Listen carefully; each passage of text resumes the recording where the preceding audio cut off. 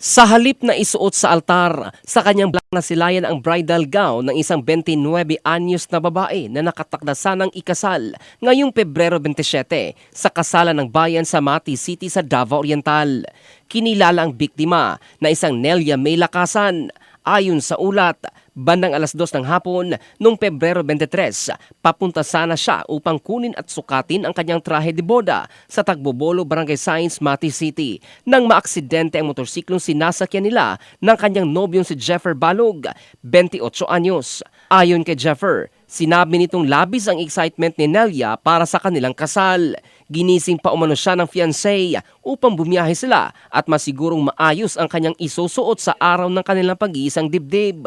Maliban dito, isinukat pa raw nito ang kanilang wedding ring bago naganap ang trahedya.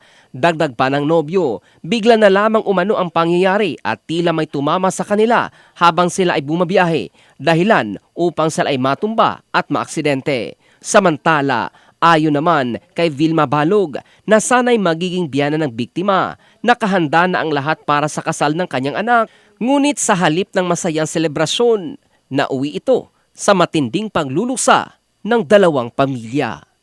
In the heart of changing lives, ito si Jovel Candado ng Brigada News Philippines, the Music and News Authority.